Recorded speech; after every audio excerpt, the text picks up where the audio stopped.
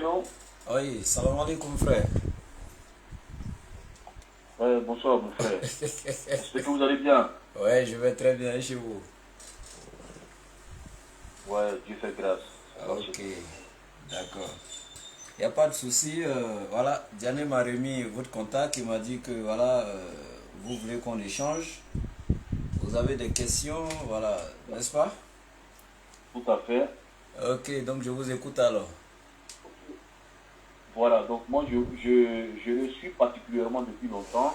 Oui, Et en tant qu'un jeune aussi, il faut que je pose des questions qui me exactement. taraudent l'esprit, au fait. Exactement. Voilà, parce qu'il faut l'avouer, depuis que nous étions petits, nous avons une conception de la religion musulmane Oui, qui, aujourd'hui, un peu grâce à ces vidéos, lui, personnellement, et vous aussi, oui, cela se dissipe de nos consciences, au fait. oui, Voilà, parce que je me souviens quand nous étions petits, on nous dit la religion musulmane est dédiée seulement au Doula, et c'était ce qu'on avait en tête quand on était petit. oui. Mais au-delà de ça, même, j'ai encore des préoccupations qui me fatiguent, et voilà pourquoi j'ai causé un peu avec lui pendant 30 minutes, Oui. et comme j'ai vu qu'il était trop occupé, j'ai voulu échanger. Après, il m'a dit qu'il allait me mettre en contact avec un de ses collègues, donc vous êtes la bienvenue, mon frère. Ok, d'accord, Dieu merci. Donc, ma première question est la suivante. Voilà. Oui.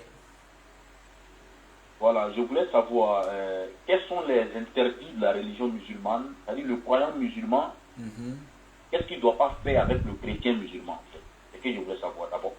Avec le chrétien musulman. C'est-à-dire quels sont les interdits de la religion musulmane Ok. c'est-à-dire le croyant musulman, Uh-huh. quelles sont les interdictions qu'il peut avoir de sa croyance Mhm. envers un chrétien en fait. C'est ce que je veux savoir. C'est-à-dire le Ah, musulman ne doit pas faire ça avec un chrétien, le musulman ne doit pas faire ça avec un chrétien. Est-ce que tu peux me citer un peu quelques exemples? bon, ok, d'accord, pas de souci. En dehors de la base même de la religion qui est le tawhid et puis le culte maintenant, c'est-à-dire que la manière ou les manières d'adoration, etc., qui nous ont été enseignées, voilà, les piliers de la religion et autres, euh, le musulman n'a pas le droit, euh, par exemple, d'aller avec un chrétien à l'église. Voilà, donc pour aller faire l'adoration, parce que c'est pas le même Dieu que nous adorons. Pour lui, Jésus serait Dieu ou bien Fils de Dieu. Donc la croyance musulmane refute cela avec la dernière énergie. Donc le musulman n'a pas droit à faire cela. Euh, Deuxièmement, le musulman ne participe pas avec le chrétien en ce qui concerne les fêtes de fin d'année. euh, euh, pour eux qui sont la fête de Noël, donc pour eux la naissance de Jésus. Voilà, en réalité, ce n'est pas la naissance de Jésus. Pour les musulmans qui sont très cultivés d'ailleurs, ils savent que ce n'est pas la naissance effective de Jésus, démontré même dans la Bible. Même tous les pasteurs ne sont pas d'accord avec même cette date. Voilà, dans le monde entier, il n'y a pas unanimité entre les chrétiens même d'abord. Et le 31 décembre aussi, qui est la fête de Saint-Sylvestre, le musulman ne doit pas célébrer ça avec le chrétien. Pourquoi? Parce que Saint-Sylvestre était le 33e pape de l'Église catholique romaine, qui, en complicité avec Constantin le Grand premier en l'an 325 de notre ère, c'est eux qui ont été les premiers à diviniser Jésus-Christ. Cette histoire de Jésus et Dieu, c'est eux qui ont envoyé ça dans l'Église. Donc le musulman ne va pas suivre le chrétien dans ça.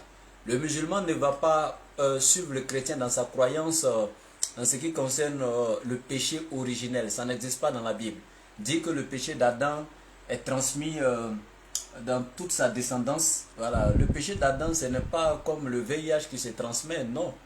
Euh, Ça n'existe même pas le péché originel, parce que l'Éternel lui-même déclare depuis l'Ancien Testament, le Père ne sera pas responsable du péché de l'enfant, ni l'enfant responsable du péché du Père. Nous savons que nous vivons les conséquences du péché d'Adam, mais nous ne sommes pas responsables du péché d'Adam et nous n'avons pas le péché d'Adam en nous. Et en plus, le musulman ne partage pas la croyance du chrétien qui dit que Jésus est mort pour ses péchés. En islam, c'est une doctrine d'origine païenne et encore une fois de plus, dans la Bible elle-même, la Bible refute cela encore, dans les enseignements de Dieu, en dehors des falsifications que les uns et les autres ont introduites après. Mais depuis l'Ancien Testament, c'est une doctrine qui est refutée. Dieu n'a jamais envoyé un être humain pour mourir sur la terre pour pardonner les péchés d'autrui, etc. Donc voici un peu certaines choses que je cite. Mais sache qu'en dehors de ça, ce n'est pas que le musulman et le chrétien ne peuvent pas collaborer. Non, moi par exemple, je suis un oustaz, mais je collabore avec mes frères chrétiens parfaitement dans mon lieu de travail. Je suis intendant quelque part d'un collège, il y a des collègues chrétiens qui sont là, on se taquine. Ma directrice d'études même à l'école, elle est chrétienne. On fait tout ensemble. Parce que l'islam ne dit pas aux musulmans de ne pas collaborer avec le non-musulman. D'ailleurs, si tu ne collabores pas avec lui, tu vas l'amener comment accepter ta religion? Non. Tu ne peux pas traiter le gars de mécréant, tu ne veux pas t'approcher de lui, tu ne veux même pas le saluer dans la main. Quand tu le vois, tu ne fais que renfrogner ton visage. Ce n'est pas le modèle du bon musulman qui est là. L'islam, c'est pas ça. Voilà, donc le musulman, il a les autres relations humaines, il les fait sans problème avec le chrétien, hein, sans problème. Ok, mon frère, pourquoi je pose la question? Parce que Ouais, j'ai vraiment écouté votre développement. ouais, Pourquoi je pose la question? C'est ouais. que j'entends souvent dans les vidéos que le musulman Mhm. n'a pas de droit de marier une femme chrétienne. Comme Ah, le chrétien, bon, moi je ne parle pas en tant qu'un chrétien, hein. Moi je ne crois pas ouais. en Jésus-Christ, j'ai déjà parlé de ça avec ton Ouais. monsieur Oussal. Mhm. Voilà, parce que moi je trouve que selon moi, Mhm. voilà, ça c'est ma perception personnelle. Mhm. C'est les religions qui ont été importées à nos parents en fait. Mhm. Voilà. Et là on n'est pas encore arrivé à ce niveau-là. Voilà, Mhm. donc je dis que les musulmans, selon vos directs, un musulman ne doit pas prendre pour épouse ou bien pour mari un chrétien. Mhm. Parce qu'ils disent dans les vidéos. Et ils ont démontré cela aussi dans la Bible, comme un chrétien qui ne peut pas prendre pour épouse ou pour époux un musulman, ou bien une musulmane. Mhm. Voilà, mais on remarque que ces prescriptions-là, ces prescriptions ou bien ces préceptes-là sont seulement limités Mhm. aux frères musulmans de l'Afrique noire. Même là-bas, même en Afrique, il y a des Mhm. musulmans qui sont mariés aux chrétiens et Mhm. parce qu'ils sont riches, Mhm. ils sont acceptés dans les mosquées. Donc voilà pourquoi je pose quelles sont les limites. Voilà pourquoi je pose cette question en fait. Mhm. Bon. Voilà, parce qu'il y a des musulmans, même actuellement en Côte d'Ivoire, Mhm.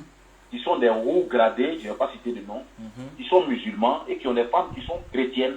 Mhm. Mais à ce niveau-là, la religion, ben, les débats religieux ne voient pas cela. Mais quand un jeune individu qui est de la basse classe Mhm. est peut-être amoureux d'une femme chrétienne ou bien d'une femme musulmane, automatiquement les versets coraniques s'appliquent là. Ok. D'accord. Il n'y a pas de Donc souci. voilà pourquoi je demande que quelles sont les affinités du chrétien aux musulmans. Je peux Est-ce que répondre. le Coran fait des distinctions dans les relations interhumaines entre le musulman et le chrétien? C'est-à-dire, je suis musulman, j'aime une fille chrétienne, je l'aime. Oh, Dieu a dit d'aimer son prochain comme soi-même. Et Dieu nous a créés pour qu'on vive en parfaite harmonie, en tranquillité. Qu'est-ce qui définit maintenant cette hypocrisie? Bon, selon moi, qui se passe là. Mais quand c'est un riche, bon, il n'y a pas de problème. Mais quand c'est nous, les jeunes les plus bas, là, il y a problème. Voilà pourquoi je pose la question de savoir, en fait. Je peux répondre à ça?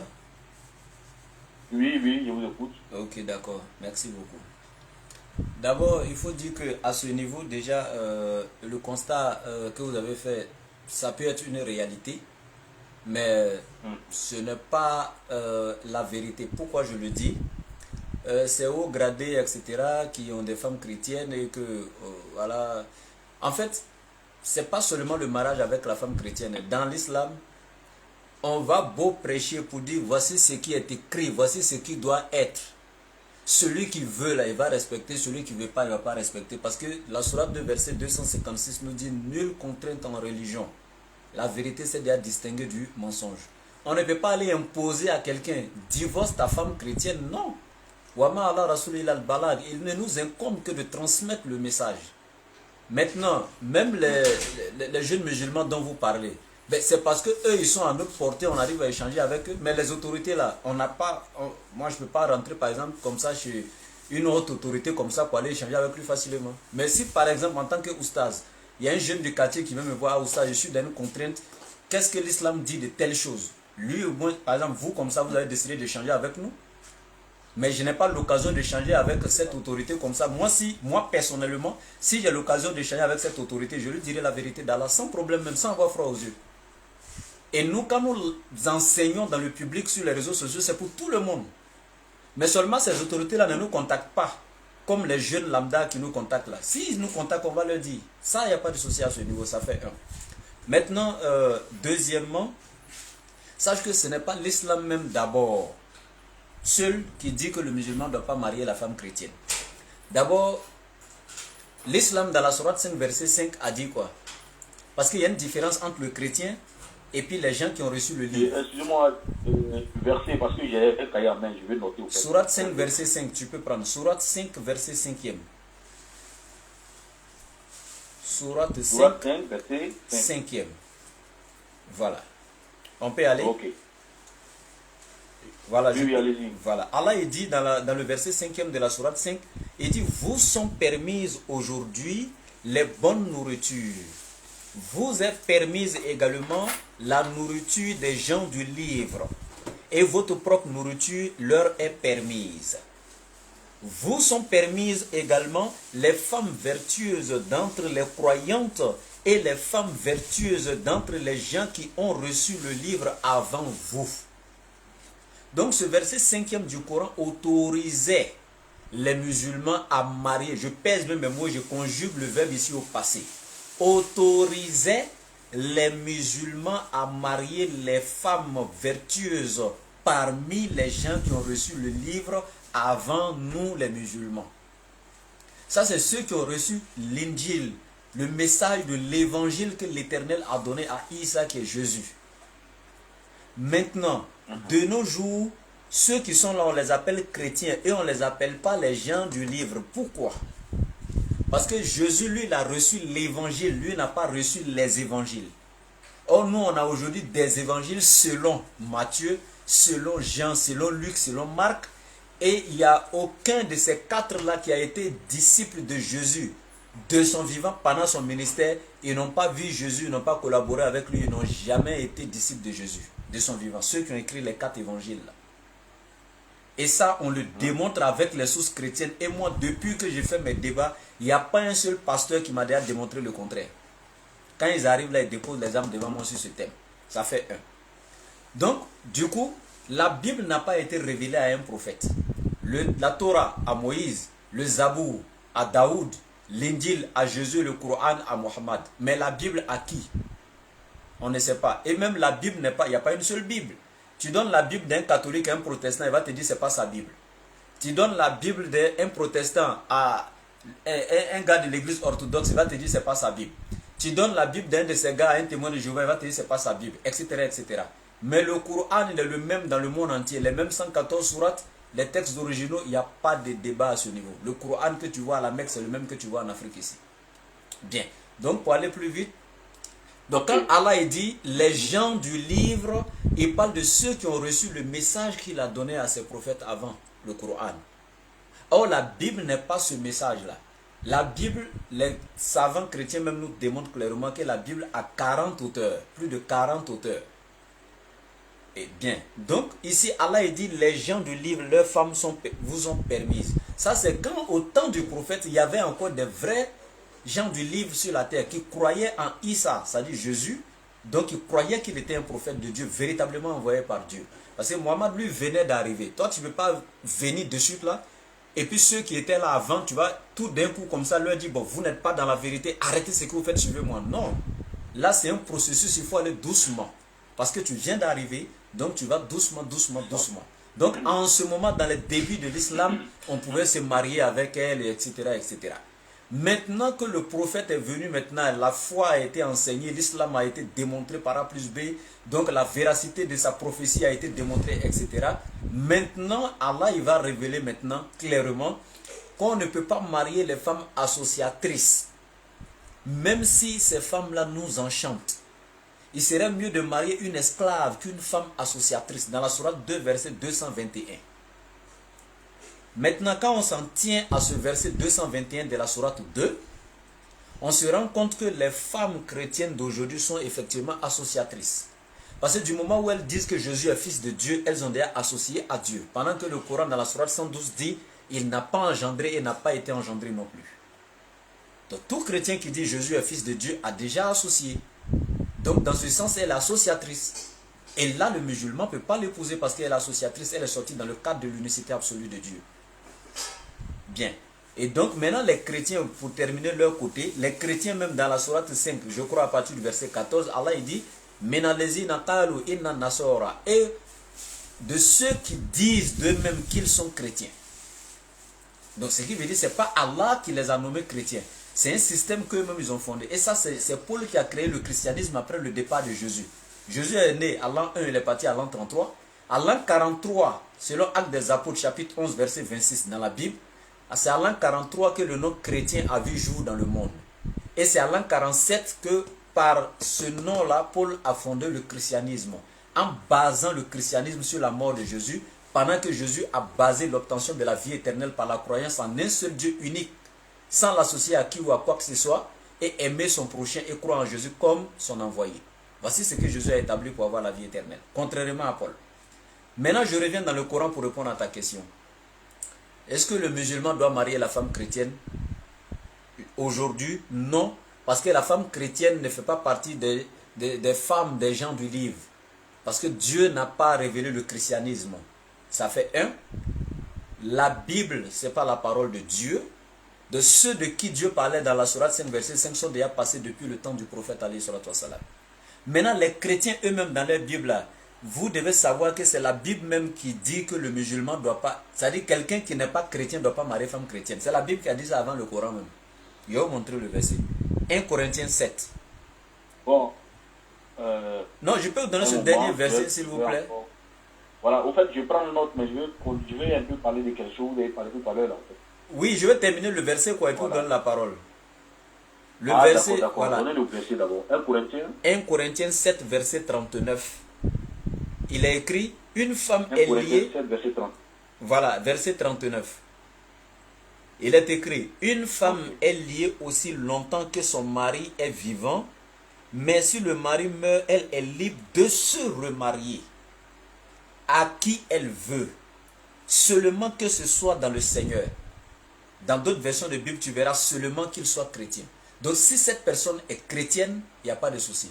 Mais tant que cette personne n'est pas chrétienne, la femme ne doit pas épouser la personne. Ça, c'est la Bible même qui le dit clairement. Donc ça n'a pas commencé par le Coran. Maintenant, l'hypocrisie même se trouve où en fait? Moi, je pense que ça, c'est la sincérité. Et vous serez d'accord avec moi dans ce que je vais vous dire. Parce que l'hypocrisie serait où? Moi, je marie une femme chrétienne. Dans sa croyance biblique, il est écrit que si tu ne crois pas à la mort de Jésus pour tes péchés, tu vas en enfer.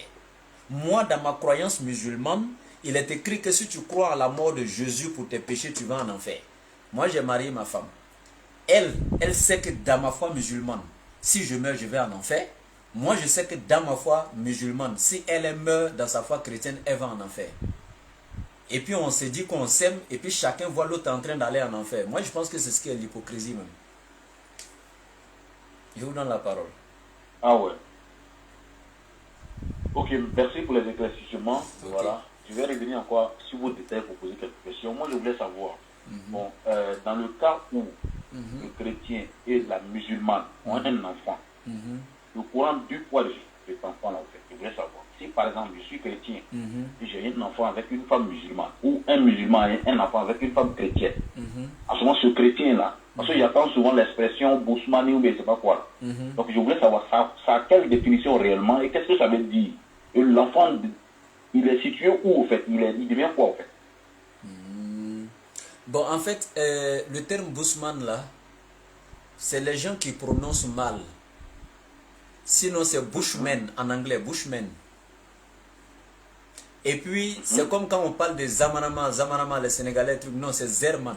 C'est pas Zamanama, etc. Donc, les gens déforment les mots, etc. Et quand on parle de Bushman, ça n'a rien à voir avec le christianisme. Ça n'a rien à voir. Ça, c'est une ethnie, voilà, c'est des gens qui sont identifiés comme les Bushmen, etc. Quand on dit Bushman, mais ça n'a rien à voir avec le christianisme. C'est comme quand on dit l'islam, c'est pour les Djoulas. Ça n'a rien à voir avec les Djoulas. Le prophète n'était pas un Djoula. Même l'islam n'est pas pour les Arabes parce que le prophète n'est pas celui qui a envoyé l'islam. Lui, il est venu avec la forme parfaite et universelle de l'islam, mais il a trouvé l'islam. Abraham était musulman, etc. selon le Coran. Donc, je reviens ici pour répondre à ta question. Voilà. Un enfant entre un chrétien et un musulman, que ce soit la femme qui soit chrétienne ou bien l'homme, le chrétien, etc. Cet enfant-là, justement, c'est pour cela même qu'on vous a dit ici, au début, qu'il serait mieux de marier la femme qui partage la même foi que soi. Et pourquoi? Parce que si moi je marie une femme chrétienne et pour moi elle est égarée, elle est sur le chemin de l'égarement. D'abord, il faut savoir qu'il y a deux amours ici. Il y a l'amour de la femme et puis il y a l'amour de Dieu. Et généralement, le vrai croyant, l'amour de Dieu surpasse tout amour pour lui. Le vrai croyant, même chez les chrétiens, l'amour de Dieu surpasse tout amour pour lui. Parce que c'est Dieu qui t'a permis d'aimer celui que tu aimes. C'est Dieu qui t'a créé et ensuite celui que tu aimes aussi. Et donc, dans ce sens-là, si l'amour de Dieu surpasse tout amour pour toi, et puis tu vois que Dieu, là, lui, ce qu'il t'a interdit dans ta foi, c'est ce que ta conjointe fait là. Ça va tuer l'amour qui est entre toi et puis ta conjointe. Ça ne peut pas être un amour éternel. Il y a eu beaucoup de mariages comme ça qui ne se terminent pas. Il y a des exceptions qui confirment la règle, mais j'ai vu beaucoup comme ça qui ne se terminent pas. Et généralement, au niveau des enfants, ça crée problème. Parce que moi, je vais dire quoi? C'est ma foi qui est la meilleure, c'est ma foi que les enfants doivent suivre. C'est vrai que ma femme, je l'ai prise par amour comme ça, mais elle est égarée. Mais je vais me dire, bon, au moins les enfants, je ne vais pas les laisser suivre ma femme. La femme aussi, dans sa tête, son mari, bon, j'ai accepté mon mari parce que c'est mon mari, mais les enfants ne vont pas le suivre dans l'égarement parce que la femme aime tellement ses enfants et dans sa foi, elle ne veut pas voir ses enfants aller en enfer. Donc, il y aura maintenant deux éducations pour les enfants. La femme veut les amener vers elle, l'homme veut les amener vers lui et ça va détruire les enfants. Et c'est pourquoi on conseille, c'est à cause de toutes ces conséquences-là, il est mieux de marier celle ou celui qui partage la même foi que soi. Parce que si tu es un vrai croyant, tu sais que l'amour de Dieu surpasse tout amour. Et si tu prends une femme ici pour l'amour de ce monde-là, l'amour de Dieu, ça ne va pas vous permettre d'aller devant. Sauf si tu es hypocrite dans ta foi. Ok. Ouais. Il n'y a pas de souci, parce que c'est des faits, on vit, hein, donc il faut poser des questions pour un peu, voilà, on a vécu au passé au pays, c'est des faits qu'on vit, je dis ça personnellement, mais il y a des personnes qui se retrouvent dans cette histoire, en fait. Moi-même, je suis témoin oculaire d'une histoire ici comme ça, et puis tu sais quoi? Je ne vais pas donner le nom de la personne, nous sommes sur les réseaux sociaux, mais je suis là, je suis témoin, c'est-à-dire que voilà, c'est pas une affaire d'avant-avant. Le monsieur, il a marié sa femme, elle est chrétienne, et ils ont décidé de s'accepter comme ça par amour. Mais ça ne va pas. Parce que la femme veut faire des prières, des choses dans la maison. Quand elle commence dans la chambre, Seigneur Jésus, l'homme se sent bizarre. Parce que pour lui, sa foi musulmane dit Jésus n'est pas Dieu en fait. Donc ça ne va pas. C'est ça. Quand il entend la femme commencer ses prières matinales, là, toute la journée, il n'a plus le courage de causer avec elle. Donc ça commence à tuer petit à petit leur amour. Au point maintenant, à cause des enfants, maintenant, là, il y a un désaccord total. Alors qu'ils ont fait mariage légal, communauté de biens. Et c'est en train de détruire tout parce que les biens qu'ils avaient, ils sont vraiment riches. Mais la femme a décidé maintenant d'envoyer les enfants de son côté. L'homme dit non, non, non.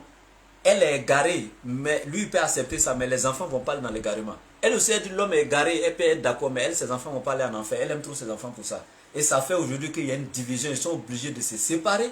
Et vous voyez un peu ce que ça fait. Ça fait des enfants aujourd'hui, des orphelins, etc., etc. Voilà.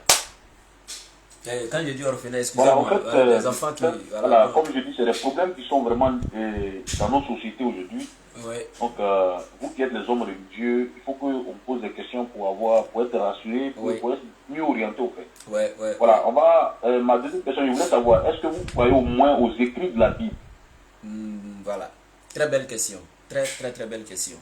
Oui, je dirais que toute la Bible n'est pas la parole de Dieu, mais il y a des paroles de Dieu quand même qui figurent dedans. C'est vrai qu'à un moment donné de l'histoire, les êtres humains ont falsifié cette parole-là. Parce qu'Allah est dans la sourate 5, verset 44, qu'il a révélé la Torah et puis il a confié la garde de la Torah aux rabbins.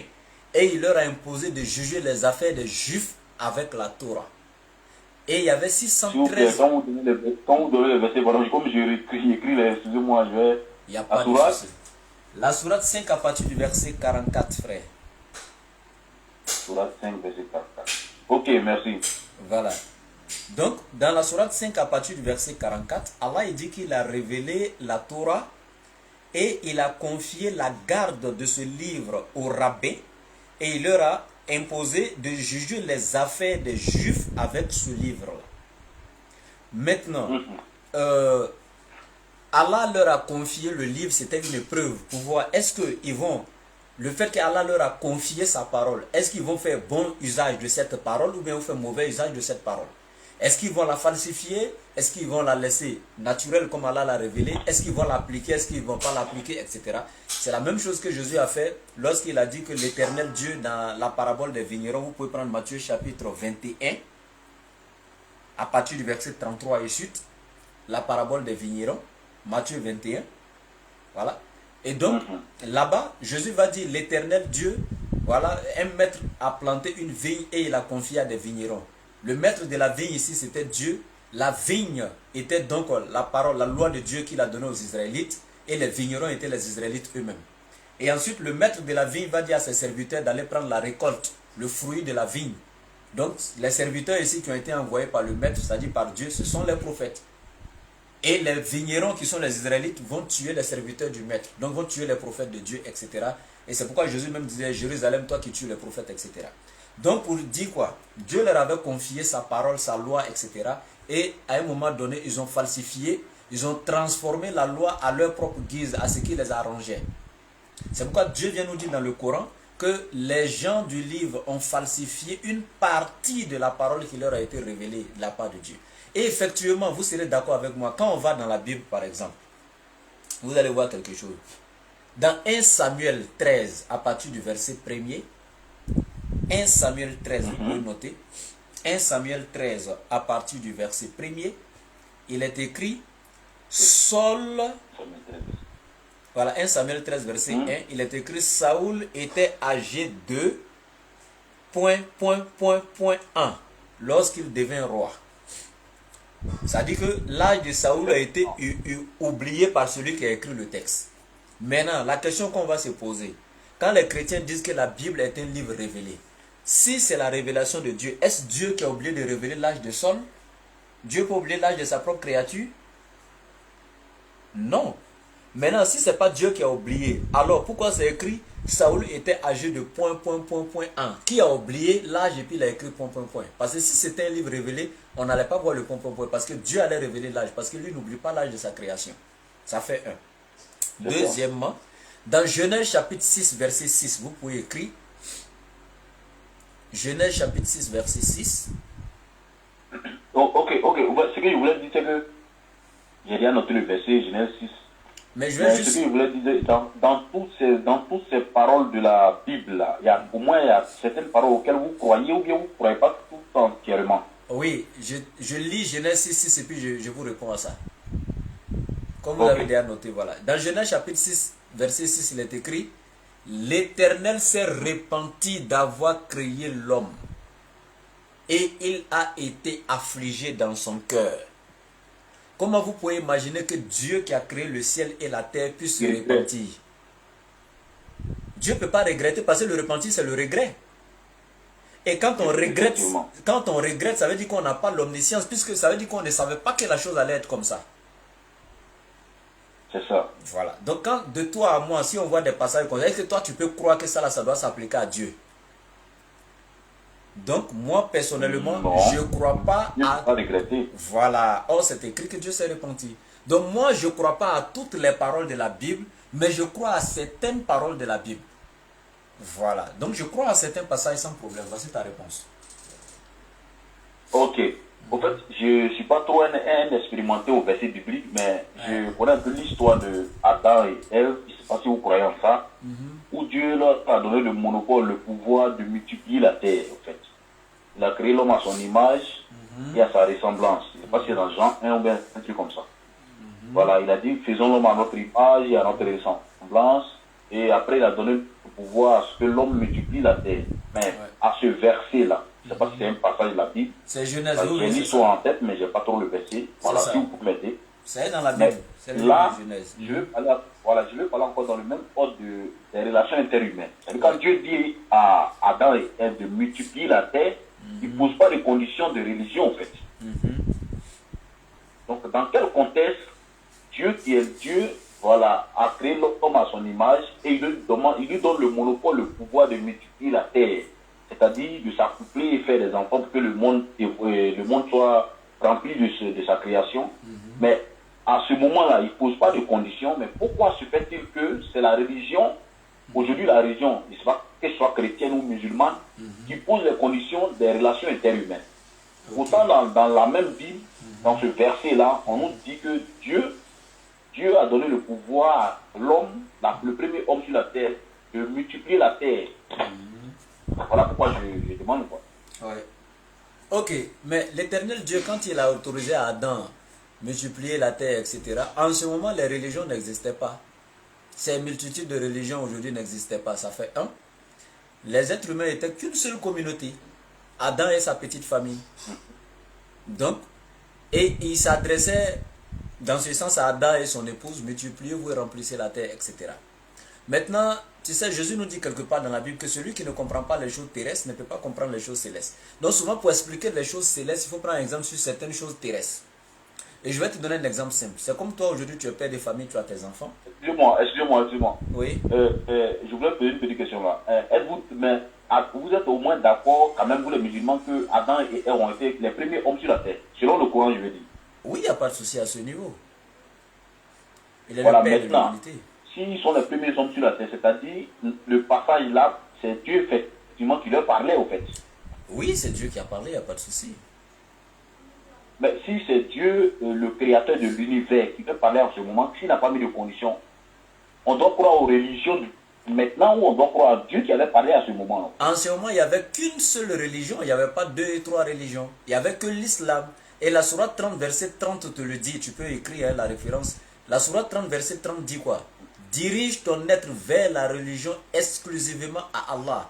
Telle est la nature qu'Allah a originellement donnée à l'être humain. Donc depuis l'origine de l'être humain, l'origine de l'être humain c'est le Père Adam. Depuis l'origine de l'être humain, c'est l'islam qu'Allah a donné. Et il dit, point de changement à la création d'Allah, il dit, telle est la religion de vérité. Mais la plupart des gens ne savent pas. Donc maintenant nous savons que c'est la religion originelle. Donc Adam était musulman, Ève était musulmane. Donc naturellement, les êtres humains étaient une seule communauté. Vous pouvez prendre la sourate 2, verset 213. Sourate 2, verset 213. Allah a dit, au commencement, les êtres humains n'étaient qu'une seule communauté. Et donc, en ce moment, quand Allah il parle, il s'adresse à cette seule communauté. Tout le monde était musulman, tout le monde était soumis. Parce que musulman, ça ne veut pas dire que tu es adepte du prophète Mohammed. C'est ce que certains pensent. Quand ils voient un musulman, ils pensent qu'on parle de quelqu'un qui suit le prophète Mohammed. Non, Mohammed est venu trouver l'islam. Musulman veut dire celui ou celle qui est soumis ou soumise à la volonté d'Allah. Et donc, et qui fait régir sa vie par les enseignements de Dieu. Bien. Donc maintenant, voici la réponse que je te donne. Les êtres humains étaient une seule communauté. Donc c'est l'islam qui était là et c'est la religion originelle qu'Allah nous a donnée. Et quand il dit à Adam, multipliez-vous, remplissez la terre, Adam et ses enfants étaient musulmans. En ce moment, l'égarement et autres, tout ça, les différentes branches de religion qui existent aujourd'hui n'étaient pas encore venus. Ça fait un. Deuxièmement, c'est que s'il te plaît, deuxièmement, je prends un exemple ici aujourd'hui, vous allez comprendre. Vous avez par exemple des enfants, et puis vos enfants se promènent avec d'autres enfants de mauvaise moralité en fait. D'autres enfants qui n'ont pas un bon comportement. Et toi le père, tu as remarqué que les amis de tes enfants ont un mauvais comportement. Et que si tes enfants se lient à eux, ça peut avoir un impact négatif sur tes enfants. Vas-tu laisser tes enfants se lier à eux à cause des relations humaines ou bien tu vas interdire tes enfants?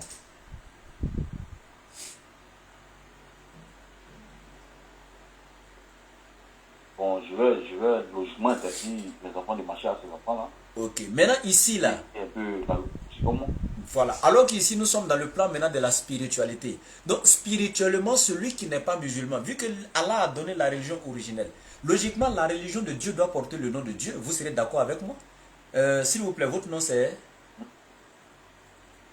Monsieur Salmon. Ok.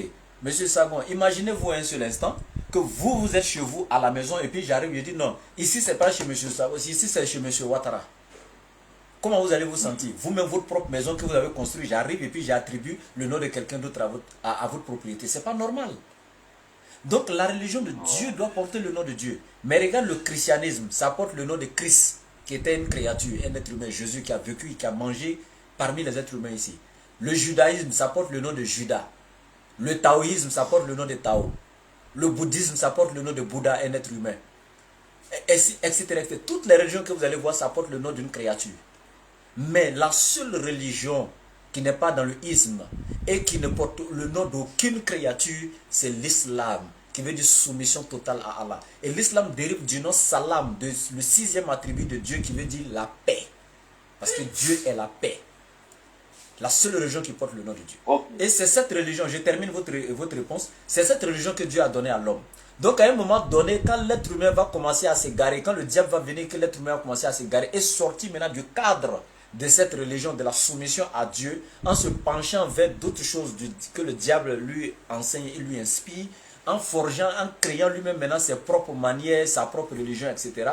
Comme nous voyons le christianisme, le judaïsme, les religions qui ont été créées par nous-mêmes, le bouddhisme, etc.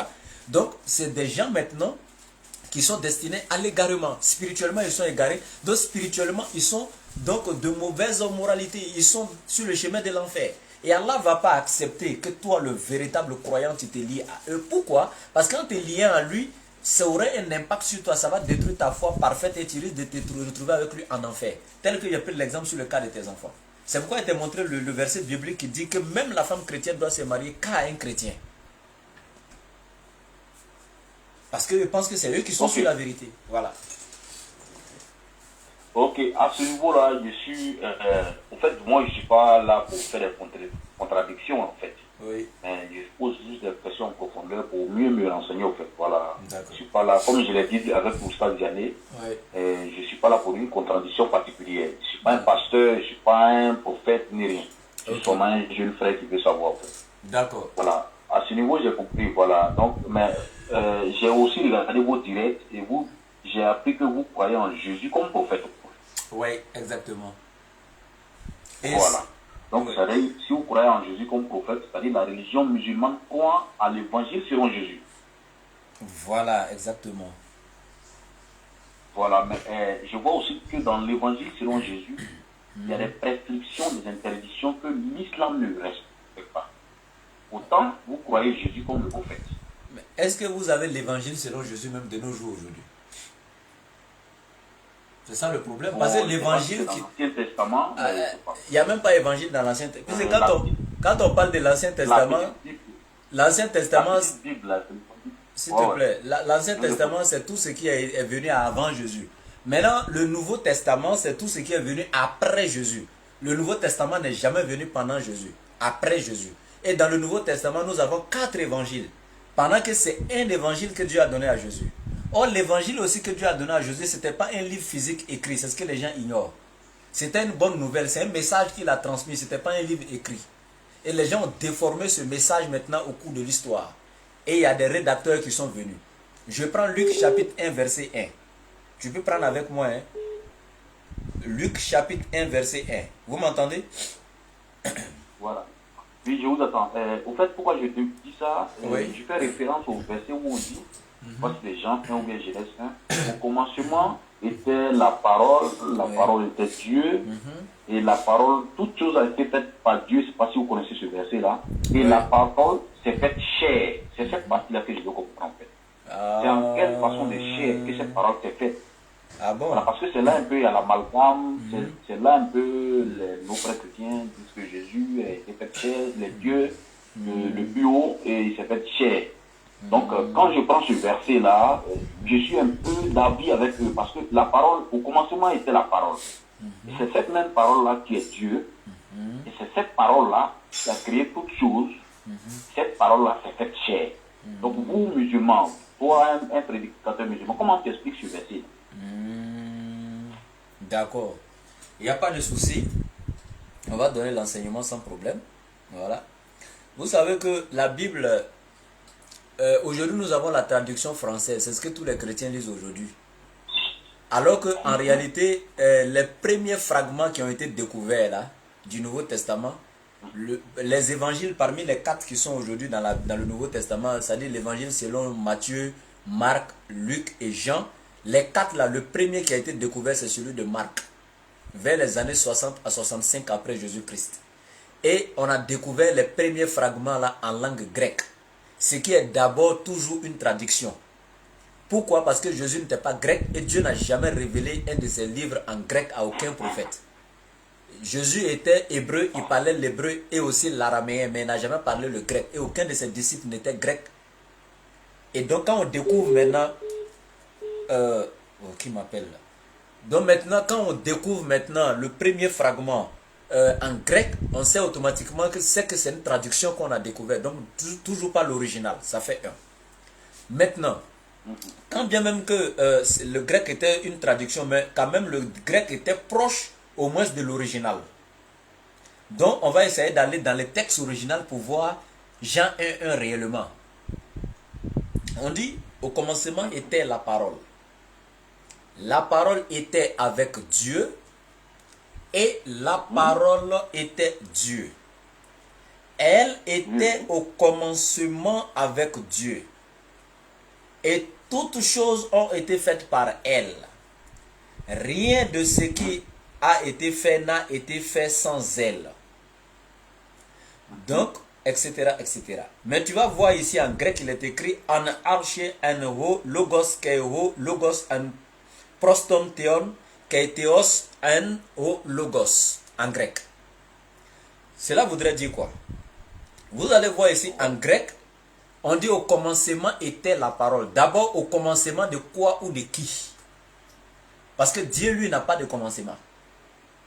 Si la parole qui est Jésus là est au commencement, Dieu lui n'a pas de commencement, ça fait un.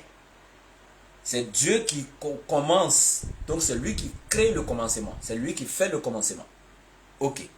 Maintenant, il est écrit ici, la parole, au commencement était la parole était avec Dieu.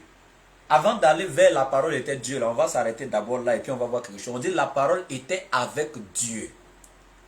Mais mon frère, de toi à moi, le et, le avec, en français, ce sont des conjonctions de coordination. Et ici, si c'est une conjonction de coordination, ça lie deux entités différentes. C'est une conjonction qui vient lier. Et donc, quand il dit la parole était avec Dieu, mais la parole, ce qui est avec toi, est-ce que ça peut être toi-même encore, mon frère, de toi à moi? Non, mais au premier texte, il dit la parole était Dieu. Non, je viens. C'est pas le premier texte. Le premier texte dit la parole était avec Dieu.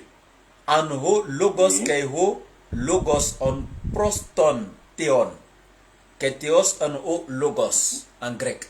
Donc ici, la parole était avec Dieu. Et nous sommes d'accord d'abord que tout ce qui est avec toi n'est pas toi-même. Ça fait un.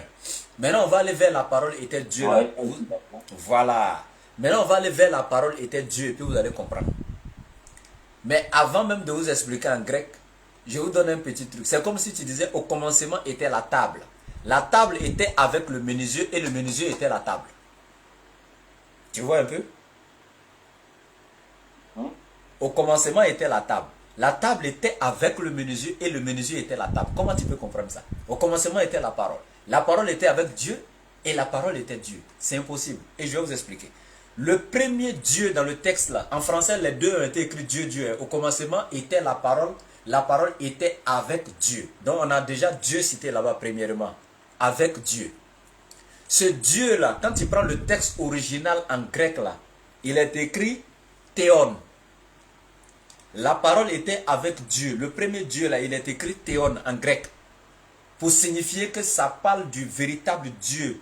Dieu le Père, le créateur de toutes choses. Et là, ils ont mis l'article défini devant. Maintenant, quand tu viens maintenant vers le deuxième Dieu, où on dit la parole était Dieu là. Ce Dieu qui était la parole là, ils n'ont pas écrit théon. Ils ont écrit théos. Et donc en grec, il est écrit et un Dieu était la parole. Voici comment c'est écrit dans le texte original. Donc cela voudrait dire, si on va aller dans la traduction française, la parole était de condition divine. Mais ça ne veut pas dire que la parole était le Dieu créateur, mais la parole était de condition divine. C'est le texte original qui parle, c'est pas moi. C'est pourquoi je suis en train de citer. Tous les chrétiens à la face du monde, toute personne qui a étudié le grec, qu'ils viennent avec le texte original. Parce que toute traduction est trahison de l'original. Qu'ils viennent avec le texte original. Le premier Dieu dans le texte là, parce qu'en français c'est les mêmes dieux qui sont écrits. Dieu, D-I-E-U. Pour le premier cas, dans le deuxième cas c'est même D-I-E-U là. Alors qu'en réalité dans le texte original, eux ils ont mis une différence, montrer que c'est pas le même Dieu. Donc ils ont dit quoi? Le premier Dieu là, quand ils ont dit au commencement était la parole, elle était avec Dieu. Là on parlait du véritable Dieu créateur, ils ont écrit théon. Et quand maintenant ils ont dit à la suite, la parole était Dieu, ils ont écrit théos. Pourquoi la parole était Dieu, ils ont écrit théos? Et en haut, quand on dit la parole était avec Dieu, maintenant le créateur, ils ont mis théon. Pour montrer la différence entre Dieu, le créateur de toutes choses, et puis la parole qui était de condition divine.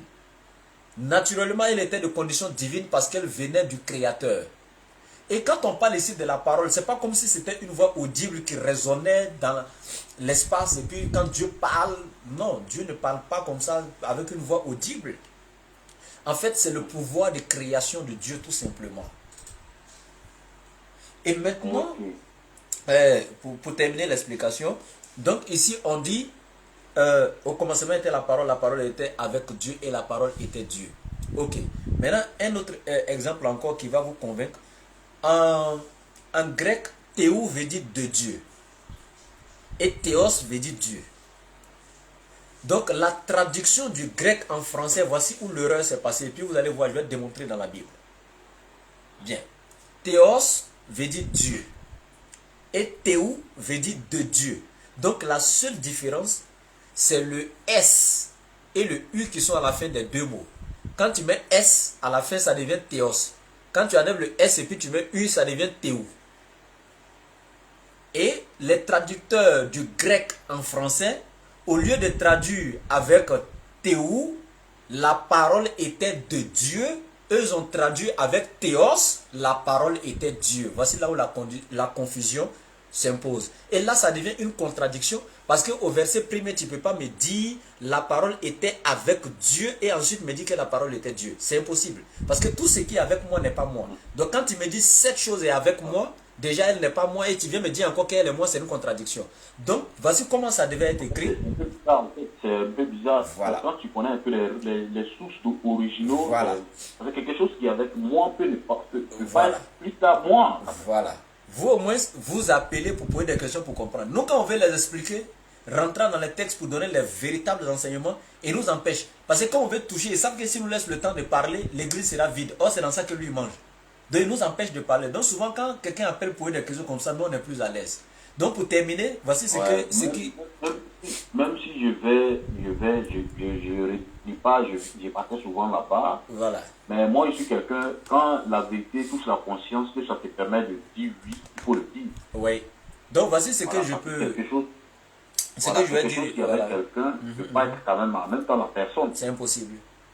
Et donc ce que je vais terminer... Voilà. Et puis là même pour donner encore de la force à ta parole, c'est comme si je disais, mon frère, ma tête est avec moi. Toi-même tu vas dire, mais c'est ridicule, comment tu peux dire ta tête est avec... Parce que ta tête est derrière toi, tu ne peux plus dire ta tête est avec toi.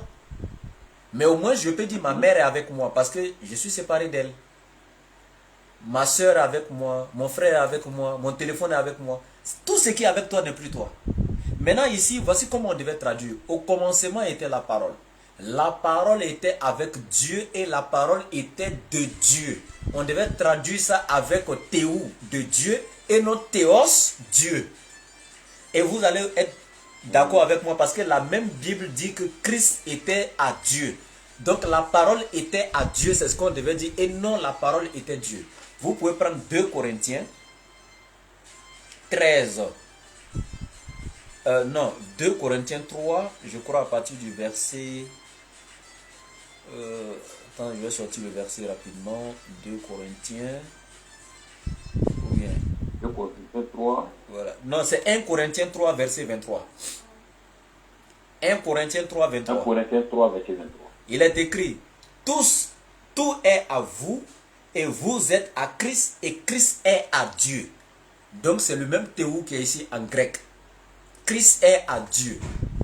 Théou c'est, donc la parole, on devait traduire par théou, à Dieu, et non théos, Dieu. La parole n'est pas Dieu, mais la parole était à Dieu, elle était de Dieu. Donc ici on dit Christ est à Dieu. Et donc maintenant, je crois que l'énigme est quittée à ce niveau. On va aller maintenant vers le verset 14, la parole a été faite chair. Ils prennent ça encore pour dire oui, la parole a été faite chair. Donc si la parole était Dieu, alors elle a été faite chair, donc c'était Dieu fait chair pour venir sur la terre. J'ai dit mais c'est gravissime. Pourquoi? C'est ça. Parce que quand on dit la parole a été faite chair, c'est français que nous parlons. Moi je ne vais même pas rentrer ici même dans le texte original, parce que le français même est déjà clair. La parole a été faite chair par qui? La farine a été faite pain par qui? Par le boulanger. Par son... Donc quand on dit la parole a été faite chair, si la parole est Dieu et elle a été faite, ce qui veut dire elle a été manipulée, elle a été transformée par quelqu'un. Alors, celui qui fabrique le Ah pain, ouais. c'est le boulanger. Est-ce que le pain peut être encore le boulanger? Non. Ok, et puis vous allez voir quelque chose encore dans un verset qui est intéressant. Je vais voir rapidement. Donnez-moi quelques secondes seulement. Voilà, l'Éternel va nous dire. Voilà, dans Ésaïe 29, verset 16. On va lire ça et puis je vais aller continuer maintenant. Ésaïe 29, verset 16. Mhm. Voilà, vous avez pris? Oui, oui, Ésaïe 29, verset 13. Voilà. Donc, comme je disais, la parole a été faite chair. Et je prends l'exemple. La farine a été faite pain. Par qui? Par le boulanger. Maintenant, le boulanger, maintenant qui a fait de la farine pain, est-ce que le pain peut dire qu'il est la même chose que le boulanger? Oh, non. Tu peux pas, l'œuvre du monsieur, c'est lui qui a fait le pain, et puis toi viens dire le pain est égal à lui. C'est grave. Donc, regarde ce que l'Éternel va dire dans Isaïe 29, 16. Il dit, quelle perversité est la vôtre? Le potier doit-il être considéré comme de l'argile? Pour que l'ouvrage dise de l'ouvrier, tu ne m'as point fait? Pour que le vase dise du potier, il n'a point d'intelligence? Donc c'est Dieu même qui parle. Il dit, quelle perversité est la vôtre? Le potier doit-il être considéré comme de l'argile? Est-ce que le potier là, c'est lui qui manipule l'argile? Mais comment tu peux comparer l'argile au potier? Comment tu peux comparer le pain au boulanger? Donc quand on dit la parole a été faite chair, celui qui a transformé la parole, comment tu peux comparer la transformation, l'œuvre, c'est-à-dire que son œuvre, sa création à lui-même? Comment tu peux le faire? C'est grave. C'est ça. Donc ici, on va rentrer maintenant Ok. dans... Je termine avec un dernier verset s'il vous plaît. En fait, Je non, sais. je vous ai trop plus de temps. Mais Vous êtes rassasié, ok. Nous sommes à 50 minutes déjà de votre temps. D'accord. J'espère que vous avez beaucoup d'interlocuteurs et je ne vais pas trop prendre votre temps. Non. D'accord, il n'y a pas de souci. Merci. Voilà, chez nous ici, il est déjà presque 1 heure, donc on va poser un peu, et bon après je vais vous laisser. Il n'y a pas de souci. Merci. Voilà, moi d'abord ce que je voulais dire, c'est que en tant qu'un chrétien, d'abord dans l'unicité même de votre religion, d'abord vous n'avez pas à faire des démonstrations parce que l'unicité même de la religion que vous pratiquez déjà montre d'abord la véracité dans quoi vous êtes. Ouais. Parce que quand tu viens dans le milieu du christianisme, voilà, il y a beaucoup de... Au fait, c'est la preuve même qui me casse un peu en tant qu'un pratiquant de christianisme. Parce que quelqu'un qui est... Parce que la démonstration a été faite un jour par votre guide au 16e année. Quelqu'un qui est catholique ne peut pas aller au céleste. Quelqu'un qui est au céleste ne peut pas aller à l'évangélique. Pourtant, dans tout le monde entier, j'ai voyagé quand même beaucoup, hein. Mais même jusqu'en ici en Allemagne, les musulmans font la même chose que les autres qui sont en Côte d'Ivoire, qui sont partout font. Ouais. Voilà, donc c'est une religion en fait, qui se montre vraiment vrai aux yeux de tous. Voilà, que tu veux ou pas, ça te montre vrai parce que partout dans le monde, j'ai fait la Tunisie, j'ai fait l'Algérie, j'ai fait l'Afrique du Sud, mais apparemment c'est la même façon de prier. Ah ouais, exactement. Voilà, donc vous n'avez pas trop fait de démonstrations, mais moi, c'est des questions personnelles que je pose pour que, si dorénavant il y a des personnes qui voulaient un peu faire des contradictions, un peu, souvent au boulot, on a des discours, des débats un peu. Voilà, tu t'appelles Salomon, tu défends les musulmans, voilà pas un peu, je veux approfondir ma connaissance au fait. Ok. Maintenant, la dernière question pour vous laisser, c'est au fait dans la langue au fait, dans laquelle on adore le Dieu des musulmans.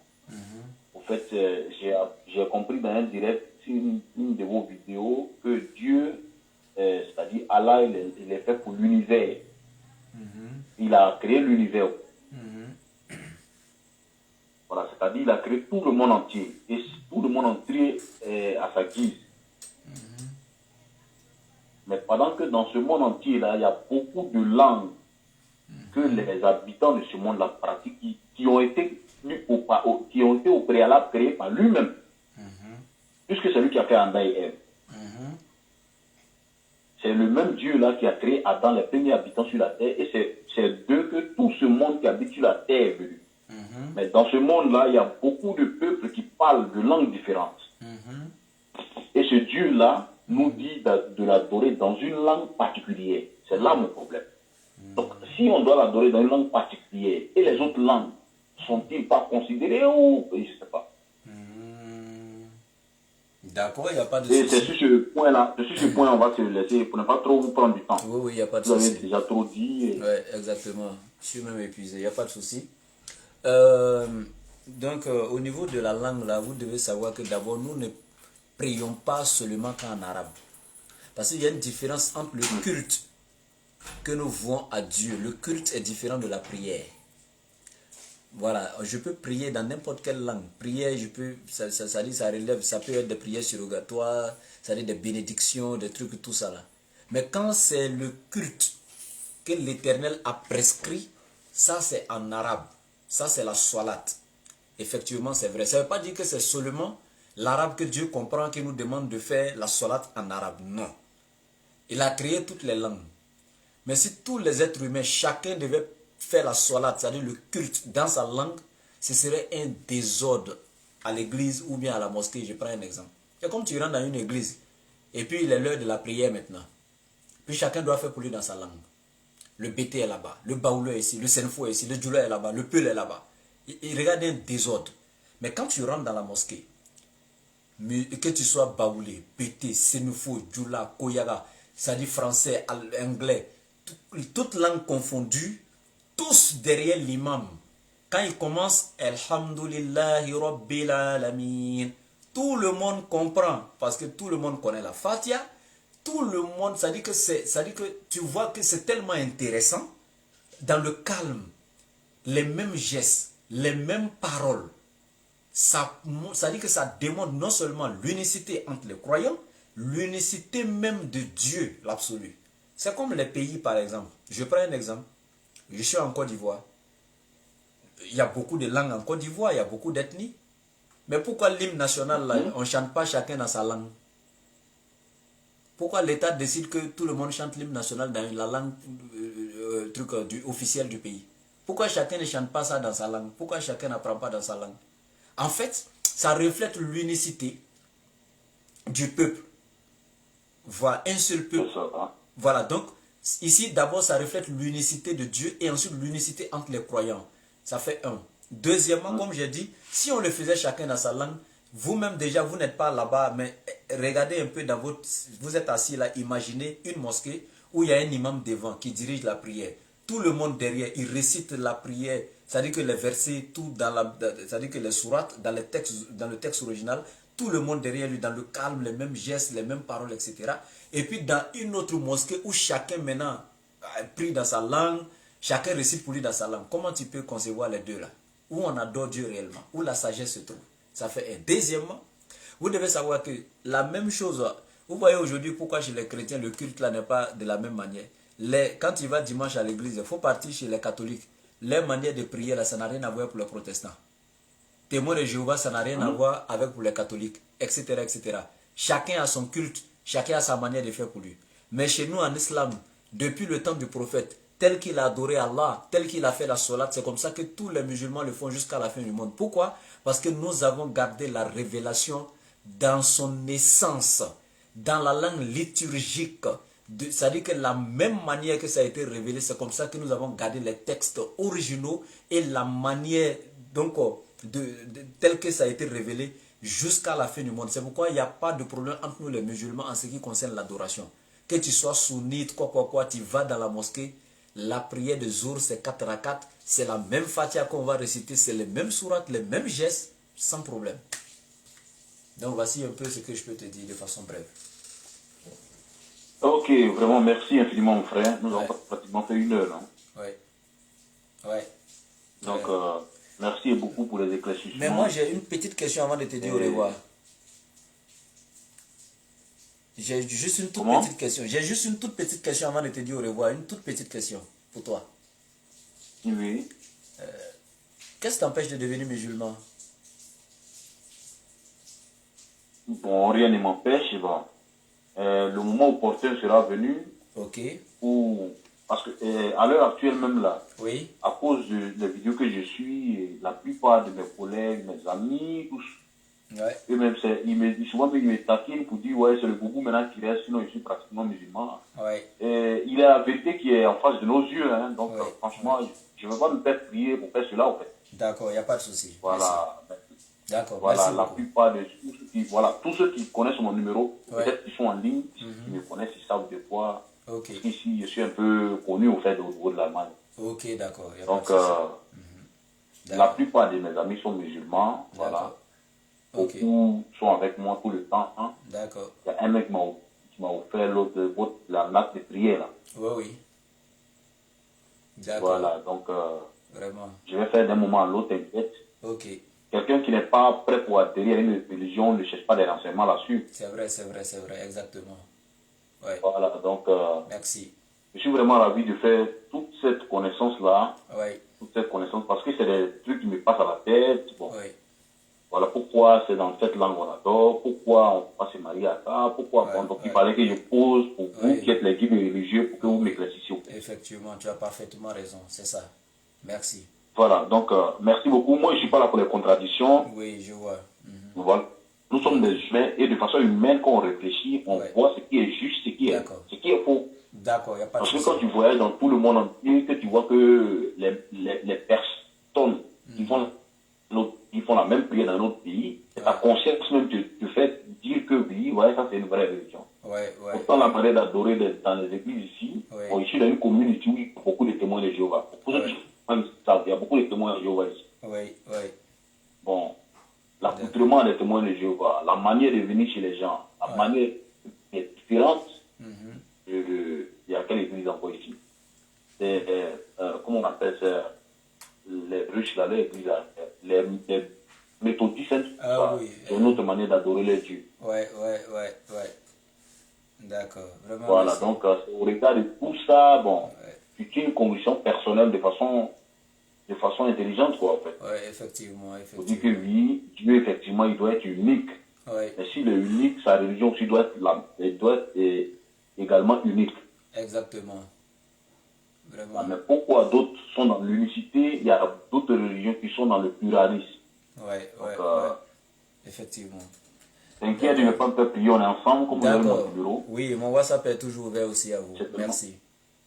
Voilà, Ouais, donc, d'accord, shukran. vous, c'est Aka, non, ou bien, je sais pas, je ne Non, connais pas trop le nom. je suis Oustaz Ouattara de la DDR. Oustaz Ouattara Ibrahim. Ah, d'accord. Ouais. Ok, il n'y a pas de souci. Donc, vraiment, merci beaucoup, mon frère. Pas de quoi, frère. Merci. Le plaisir est pour moi. Merci. À la Voilà. prochaine. Merci. Merci beaucoup et que Dieu vous soutienne. Ok, Voilà. merci. Merci. Ok, alhamdulillah, Rabbil Alamin, summa alhamdulillah. Vraiment, nous remercions Allah. Je vous dis merci les internautes, vous aussi qui participez en nous suivant, ça nous encourage. Quand vous voit en train de suivre aussi, ça nous inspire et puis voilà. Voilà, vraiment merci beaucoup. Voilà, n'oubliez pas de toujours partager au maximum et voilà. C'est très important, c'est aussi une forme de dawa, hein. Voilà, et vous voyez, toutefois que vous êtes là en ligne, en écoutant la parole de Dieu, jusqu'à la fin du direct, tant que vous êtes ici, rien que pour la cause de Dieu, rien que pour la recherche de la science, Wallahi, Allah ne fait que vous purifier de vos péchés. Wallahi. Allah ne fait que vous c'est-à-dire que vous purifier de vos méfaits, des péchés véniels. Tant que vous êtes sincère, que vous êtes ici, rien que pour vous cultiver. Et là, je sais que c'est sincère. Parce que c'est de l'argent que vous avez mis. Vous n'allez pas jeter l'argent comme ça. Quand tu as mis l'argent dans quelque chose, tu ne joues pas avec. Vous avez souscrit Internet pour venir là. Donc, ce n'est pas pour jouer. Maintenant qu'il y a certains qui vont regarder du n'importe quoi avec, vous avez décidé de venir suivre la parole d'Allah avec. Et ceci sera un témoignage pour vous le jour de Yawm al-Qiyamah. Wallahi. Ne nous oubliez pas aussi en ce qui concerne la connexion, etc. pour la dawa. Ce n'est pas tout le temps facile pour nous. Voilà, ce n'est pas facile pour nous de vous dire ouvertement certaines choses, mais vous devez savoir qu'on a besoin. Parce que je suis là avec ce bagage spirituel là, c'est moi qui le porte, c'est moi qui suis là, mais ce n'est pas pour moi, c'est pour l'islam, c'est pour tous les musulmans. C'est moi qui porte le bagage, mais c'est pour nous tous, c'est pour toi, c'est pour moi, c'est pour nous. Donc vous devez nous soutenir avec ce bagage. Ce n'est pas souvent facile pour nous d'avoir même la connexion souvent. Tous les jours, ce ne sont pas faciles. Voilà. Donc sincèrement, pensez à nous souvent, soutenez-nous pour la connexion. Tout simplement ça, on n'a pas besoin d'autre chose. On ne vous demande pas de nous aider à manger, à payer nos vêtements, à payer nos maisons, non. Rien que pour la cause d'Allah. Le reste là, c'est Allah qui va nous rétribuer. C'est pour lui qu'on travaille. Ce n'est pas pour un être humain. Donc on ne demande pas salaire à quelqu'un. Pour ce que nous faisons. Parce que nous le faisons pour Allah. Rien que pour sa face. Donc nous vous disons merci, qu'Allah nous aide, qu'il nous pardonne tous nos péchés, qu'il fasse que vraiment cela soit pour nous le jour de Yawmul Qiyamah, vraiment la cause de l'obtention même du Jannatul Firdaus. Qu'il mette cela dans la balance de nos bonnes actions. Qu'il nous inonde aussi dans l'océan de sa miséricorde. Sur ce, salam alaikum wa rahmatullahi wa barakatuh.